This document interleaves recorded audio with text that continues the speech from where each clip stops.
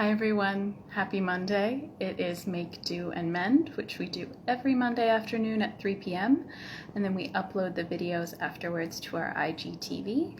Something that we've been working on the last week has been to upload those videos to YouTube as well. So if you're following us on our YouTube channel, you can also check them out there. It makes them a little bit easier to share, pause, save, all that fun stuff. And what we're going to be doing this week on Make, Do, and Mend, appropriately, we're finally getting to the mending part.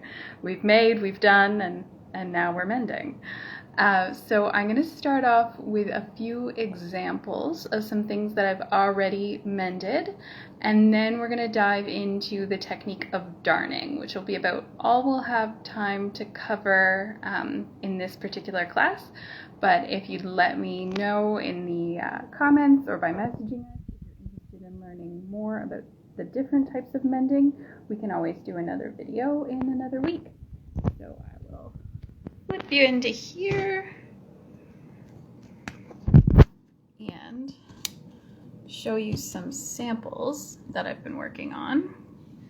So this here is a sample of darning where I've tried to basically mimic the weave that's already existing in the fabric, and I've done it slightly off color just so that you can sort of see what it would look like if you were to try to do this in a plaid garment.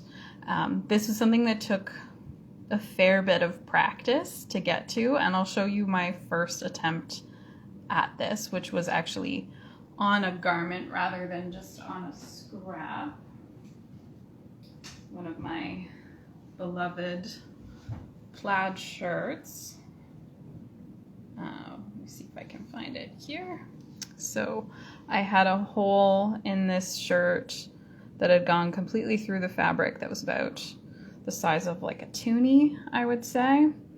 So I tried my best to sort of mimic the weave that's already in this fabric, just so that from a distance you don't really see it. Up close it's pretty obvious, but it's definitely something I could live with, especially if it meant saving one of my favorite shirts. And then I also have a sweater that had a hole in pretty much the exact same spot, and I think this is probably why your parents tell you not to put your elbows on the table. And it's because I wear out the elbows of every beloved garment, and it had almost identical sized hole, and this one I darned with wool in the same color. The texture is a little bit different because this was a cotton and this one is actually 100% wool, so it's kind of felted a little bit, but that's okay. It's nice and secure on there. My first attempt at this, I used a much lighter weight, almost like an embroidery thread, and it just didn't hold at all, and all the stitches just kind of slipped out. So this one worked really well, and it's using the same technique that I'm going to show you today. And then there's a couple of other little appliques here. So this is just a piece of cotton that I started out with like just a washable glue stick to adhere it to the fabric just so that it was nice and secure. And then I just blanket stitched around the edge, which is a really easy stitch to do. This would be something definitely more appropriate for like patching kids' clothes or something where you don't mind this kind of obvious look to it. And it's a super sort of quick and easy way of mending. And then I also did these sort of sashiko inspired bits of mending, which this one here, the fabric just has a tiny little hole, but I made a patch about 1 inch bigger all the way around, and it's nice and secured onto there so that hole wouldn't be able to get any worse. And then this one, I decided to make it sort of a more decorative look, where I did a heart cutout and did sort of a reverse applique. So it's sort of the opposite of this, where instead of putting a patch on top, you're cutting the design out of the top fabric and putting a fabric in behind to sort of secure it in place. And those are, oh, I have one more sample, which is the no-sew, no effort way of mending with a patch. And this is using a product called Heat and Bond Ultra. And what that is a no-sew fusible webbing, which is basically a piece of paper with glue that's sort of fused to it. And then you would iron the glue side onto a piece of scrap patch fabric. And then don't peel the paper backing off yet. Put the glue side down onto your item that you're patching, and then it basically just glues it down onto it. And it's a super quick and easy way of basically replicating what's in the sort of iron-on patches that you would buy at like Fabricland or what have you. But you could do it out of any fabric that you'd like, which is kind of fun. But the drawback to it is that it's not super secure. So once the edge sort of starts to peel and you start wearing the garment a lot and it stretches and it starts to sort of fray and tear, that patch won't last forever. But you can combine these two methods for a really sturdy patch. So with that, let's move on to darning.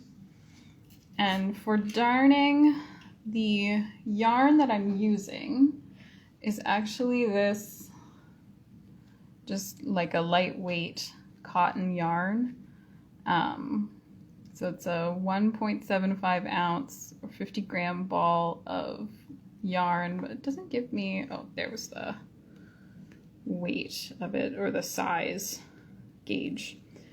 But this is just from like Michael's or one of those yarn stores. I think you could probably get it at Lens Mill.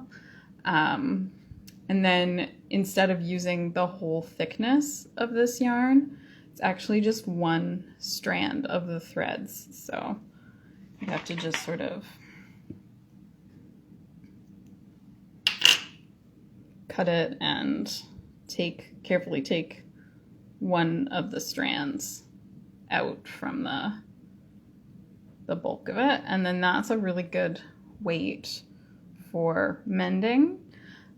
You can buy threads that come in just one ply like this, or 2 plies. This is a Sashiko thread, so it's specifically for like this style of mending. And then you can also get embroidery floss, but I find embroidery floss, when you go down to like 1 or 2 strands for mending, can be a bit sharp.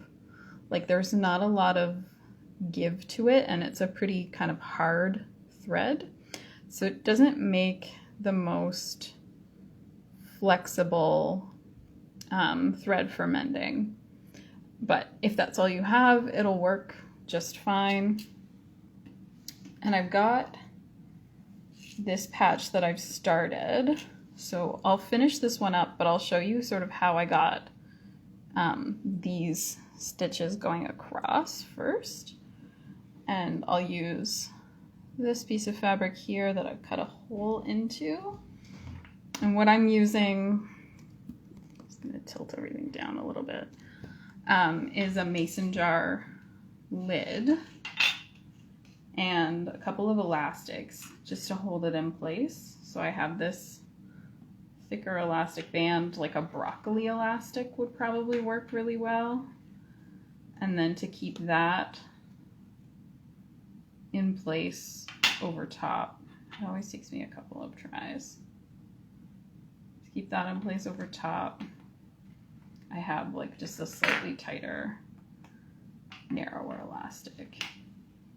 And that seems to work pretty well. It did pop up a couple of times while I was working, but you just have to like re-secure it and get going again. If you have an embroidery hoop, that'll work really well. And if you don't have a lid that has a hole in it, like a 2-part mason jar lid, you can use a regular jar lid. The only thing with this is that you can't get under the piece, so you have to sometimes take it off and do a couple of other things with it. But get started here. This is a little bit, I'm going to try to figure out the best possible angle that my hands won't be blocking it the entire time.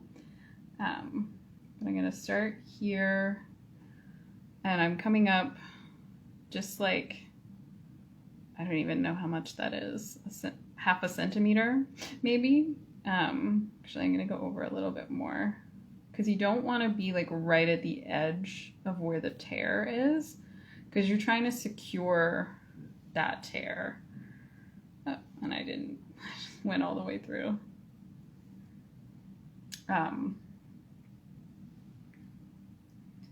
And what I just do is like a running stitch. So just like an up and down stitch right around the perimeter of the piece for a couple of reasons. One, it gives me a guide to follow, and then I know that all of my stitching is going to take place sort of in this frame almost. And it kind of like anchors the fabric so that it doesn't stretch. Now, if you have it in a ring like this, that's also going to be really helpful. And then I'm just going to go back to the beginning here. Okay, so now I have my little frame, and I'm going to start making a new weave. So just following basically the grain of the fabric, like the lines of the fabric. I'm going to come up and then down just barely above where my sort of frame is, and then right beside that come up again and then back down next to the stitch next to it. You want to try to keep your stitches as even this way as possible, and basically go until you've covered that entire frame. And it's going to take quite a few stitches, so I won't do this whole sample, but just make sure you're coming up beside and then going back down and beside and then back up.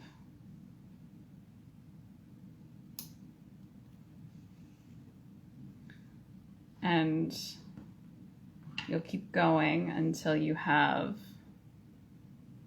all the way across in stitches. This particular piece, I have a piece in behind because this fabric was quite thin and I wanted to reinforce it. So once we have all of these weaving stitches done, I'll show you what to do next. So grab a new thread for use on this orange one.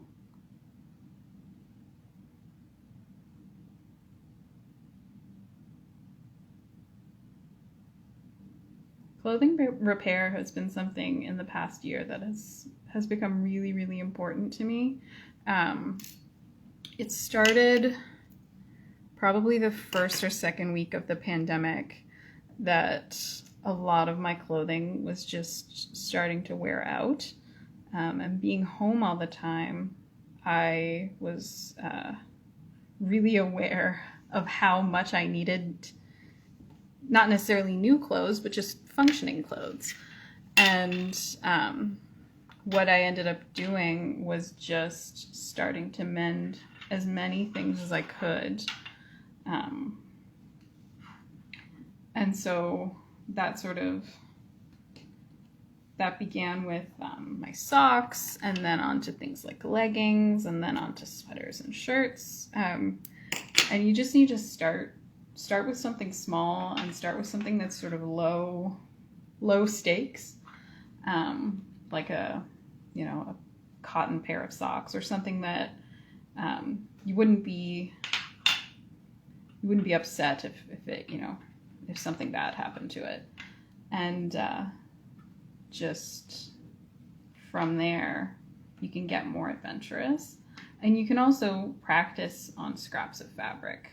So I have tons of fabric scraps. These are all scraps from when we made masks back in the summer for the Merry Mask Makers project. And so I've just been using up those scraps to teach myself more techniques, which has been really helpful. Okay, so this is like the fun part here.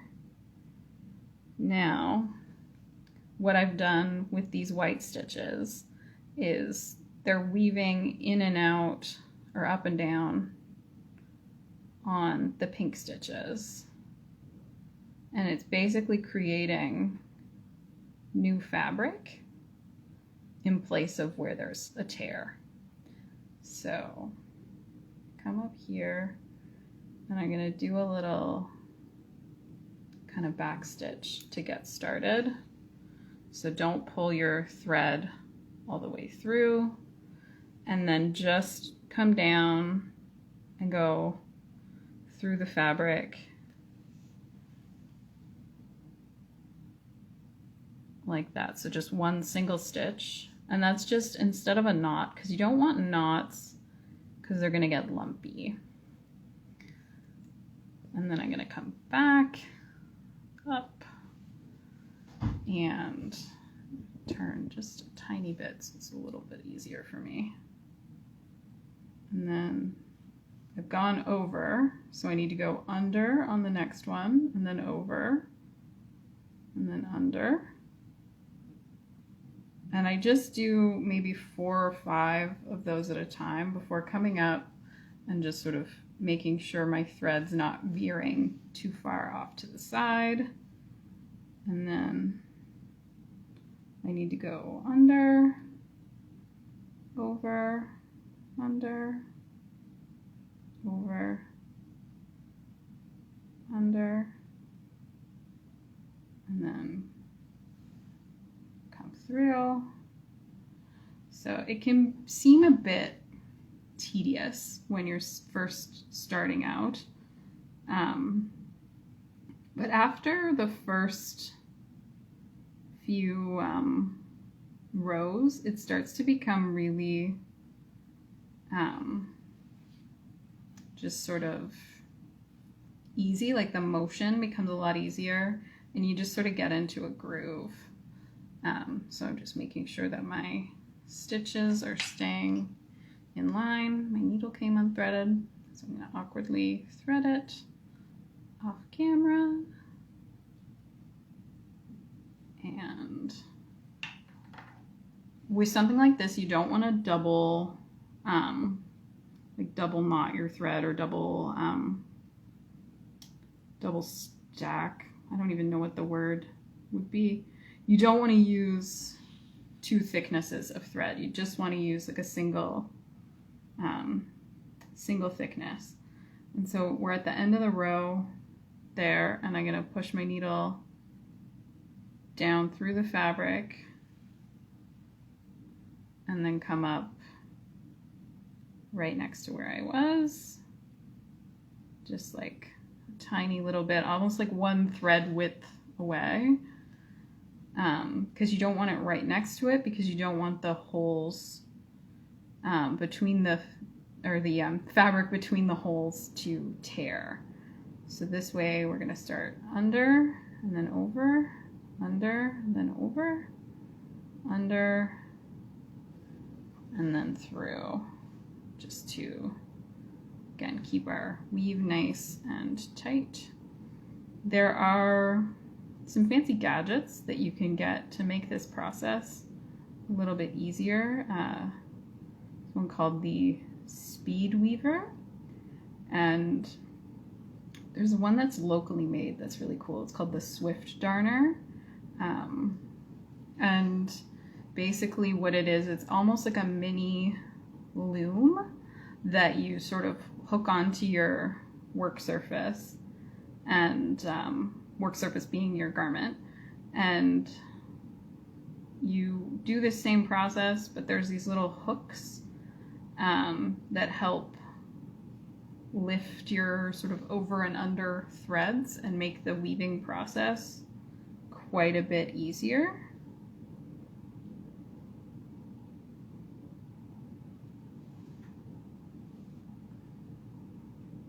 And then we're at the end here, so we'll go through the fabric and then up that thread width next to the last one, and then go under, over, under. The weaving sort of process to me is the most confusing. What thread thickness do you recommend? I would say, so what I'm using today is this just cotton yarn. Where'd it go? This cotton yarn, but I'm just using one strand of it. So it's normally I think 5 strands, and I've just peeled out one strand. And you could also use embroidery floss if you're just using maybe 2 or 3 strands, though I find the ply kind of is a bit tight and it kind of comes apart. And you could also use, there it is, sashiko thread, which is a nice sort of even thickness. It's 2 strands that are twisted, and they are nice and like tightly twisted, so you don't get that sort of looseness that you would sometimes get with embroidery floss. And it also depends on the garment that you're doing. So if you're doing a sock, you don't want to use like a really, really mismatched weight for whatever type of sock you have. If you've got like a big chunky wool sock, then you want to use something that's going to match the weight of that a little bit better. But if you've got like a thin athletic sock, then obviously you don't want to use like a really chunky wool. You'd want to use a thread that's going to be sort of smoother and lighter weight.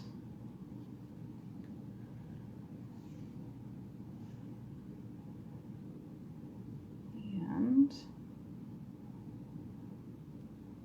just got like a couple more rows to do here. And then just make sure all of these threads are nice and tight. You can get this thing called a weft pick as well, which is like a kind of a comb that would push these threads down. But for the sort of home mender, I wouldn't think that that would be something necessary. Although if anyone wants to donate one to the tool library, I'd be happy to receive that. We just got a new weaving loom as well, a bigger one, that can do something about, I would say 18 by 20 or maybe 16 by 20, which kind of opens up some new possibilities for weaving. once I learn a little bit more about how to use it, I would like to do that one as a demo for this class. And then maybe once in-person learning returns and we could do something a little more interactive, that would also be a lot of fun. So you can see it a little more obvious as you get kind of more confident with the up and down weaving. You can go a little bit further. And I got a bit carried away there.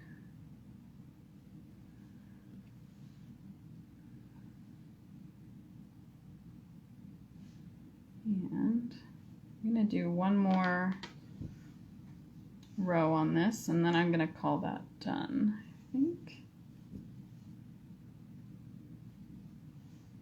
What am I doing here? I got away from myself. Mondays, right?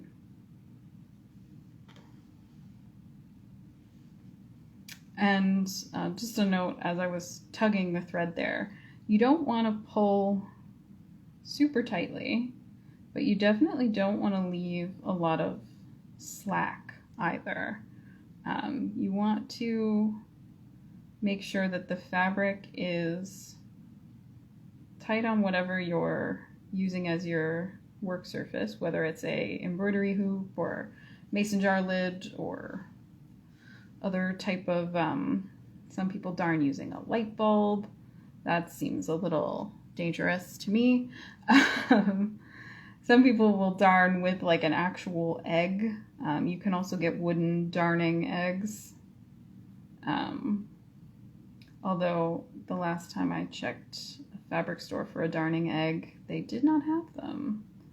So I'd like to maybe learn how to use the lathe that we have to turn my own. Maybe make some to put in inventory. So my last row there is finished up, and I'm gonna go into the back, and I'm just gonna, it's gonna be really difficult to see, I think, so I'll maybe pop it out of my little hoopy. Okay. And then again, because I don't want to tie a knot, I'm going to weave this thread into my little perimeter stitches.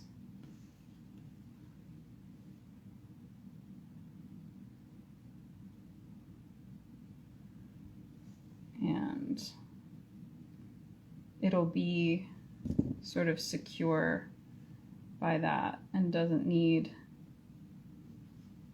to be knotted or anything like that.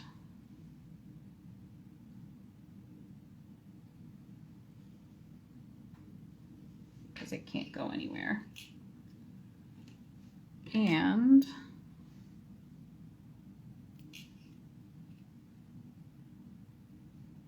clip my other threads.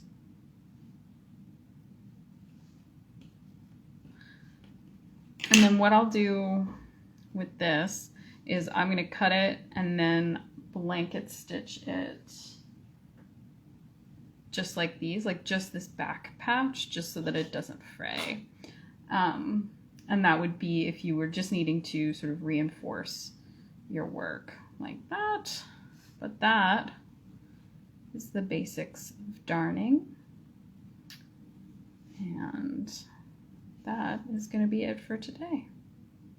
And as I said earlier, these videos are getting uploaded to IGTV in case you missed the stream.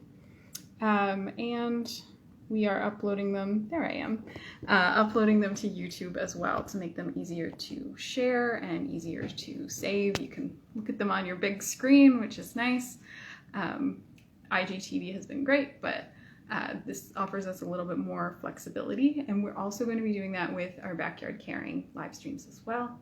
So we're just downloading the videos, uploading them to YouTube. It's like the live stream experience, except you can watch it whenever suits you best. Next week on Make, Do, and Mend, I'm going to be showing you how to make a reusable filter for your mask using an old shopping bag, because it's now been recommended that we try and wear 3-layer masks when we can. So I'll show you how to sort of retrofit a couple of styles of mask and how to make your own filters. So I'll see you there, and have a great week, everybody.